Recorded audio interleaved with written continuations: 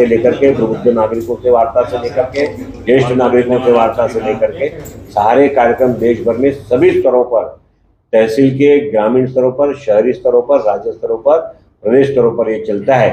और इसमें आप सभी आज यहाँ पर पत्रकार सम्मेलन में आए, मैं आपका धन्यवाद करता हूँ। आप इस बारे में अगर कुछ पूछना चाहिए। माननीय प्रधानमंत्री श्री नरेंद्र मोदी जी के प्रधानमंत्री पद की शपथ के बाद के मई महीने से 2023 के जून महीने तक हमने माननीय प्रधानमंत्री जी का और भारतीय जनता पार्टी और एनडीए सरकार का जो काम है हम सभी ने देखा है। देश में बहुत सारे क्षेत्र के अंदर हम सुधार महसूस करते हैं, बदलाव महसूस करते हैं। उसका अपग्रेडेशन, उसकी ऊंचाई तक जाने का जो प्रयत्न सरकार के माध्यम से और शासन प्रशासन के माध्यम से होता है, वो भी हम उसके साक्षी हम देखते हैं। मैं पत्रकार मित्रों का स्वागत करते हुए ये भी कहता हूं कि पत्रकारों ने और मीडिया ने और सोशल मीडिया ने बहुत बड़ा भूमिका इस विकास के कार्य में अपनी भूमिका भी निभाई है। जैसे हम कहेंगे कि प्रधानमंत्री जी की नरेंद्र मोदी जी ने शपथ लेते ही पहले इस देश को अगर कोई सूत्र दिया तो स्वच्छ भारत का सूत्र दिया। माननीय प्रधानमंत्री जी स्वयं स्वच्छता के दूत बनकर रास्तों पर झाड़ू लेकर के रास्ते की सफाई में लगे।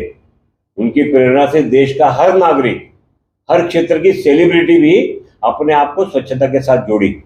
और हम जानते हैं कि इसके कारण देश में एक बदलाव की शुरुआत हुई।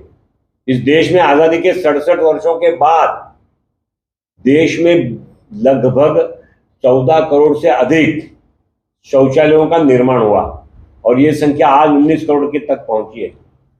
शौचालय नहीं थे, परिवारों के पास शौचालय नहीं थे, वहां पर हमारी बहनें, बेटियां, हमारी माता लज्जित होकर के बाहर जाने के लिए मजबूर होती थी। आज देश में इस प्रकार के शौचालय और स्वच्छता मंदिरों का निर्माण करके प्रधानमंत्री जी ने सारे देश को एक सूत्र से बांधने का प्रयत्न किया और देश ने उसका समर्थन किया। प्रधानमंत्री मुद्रा योजना चली, प्रधानमंत्री जनधन योजना चली। देश में आजादी के पश्चात जिनका बैंक से कभी संबंध नहीं रहा, कभी उन्होंने बैंक का दरवाजा नहीं देखा, ना बैंक ने उनके दरवाजे को कभी टटोला जाकर के, ऐसे 47 करोड़ लोगों ने आजादी के पश्चात बैंक में अपने अकाउंट खोले, अपने खाते खोले। जनधन योजना, प्रधानमंत्री जनधन योजना के मार्फत डायरेक्ट बेनिफिट ट्रांसफर डीबीटी के माध्यम से लाखों लाख करोड़, मेरे अंदाज से ये संख्या 2014 से 2023 तक 30 लाख करोड़ है, 29 लाख करोड़ के ऊपर है। 1947 से 2014 तक 12 करोड़ गैस कनेक्शन दिए गए।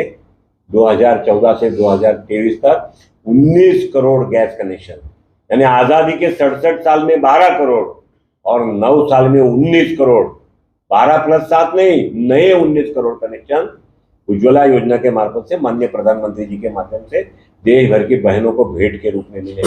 किसान सम्मान निधि की बात करेंगे तो किसान क्षेत्र में अब खेती के विषय के ऊपर प्रधानमंत्री जी ने सॉइल सर्टिफिकेट बनाने का काम किया। जमीन की क्वालिटी क्या है, जमीन क्या चाहती है, कौन सा खत चाहती है, कौन से खेत के अंदर बीज लगाने से उसकी पैदावार ज्यादा होगी, इस प्रकार की सारी रिसर्च और संशोधनात्मक काम खेती के बारे में अगर कोई सरकार ने किया होगा तो हमारे माननीय प्रधानमंत्री नरेंद्र मोदी जी के सरकार ने 2014 के बाद किया। और आज किसानों को डायरेक्ट बेनिफिट के माध्यम से 6,000 रुपया प्रतिवर्ष एक किसान सम्मान निधि के माध्यम से देश में मिलता है।